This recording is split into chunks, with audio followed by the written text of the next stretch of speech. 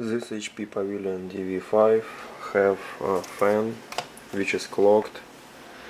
That's why he need replacement. I ordered it this piece for $10 and I will perform the replacement right now.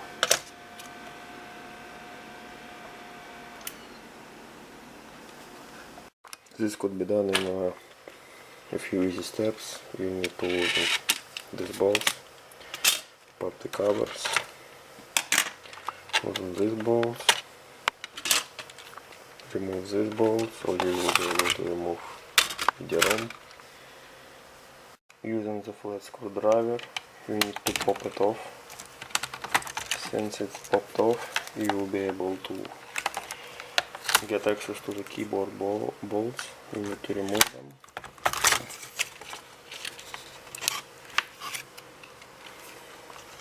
You need to disconnect this cable and keyboard cable. Disconnect the speaker connector.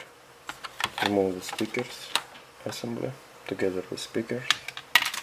Disconnect LVSD cable. Unmount the bolts which is holding the screen.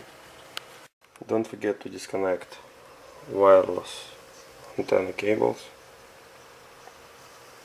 And then you can remove the screen. Remove all bolts and disconnect. Remove the panel. Then you will be able to get access to the power jack connector. Disconnect him and disconnect the USB cable. Motherboard is removed. Right now you need to disconnect the heatsink by loosening these bolts. And you have to match the part, the replacement part.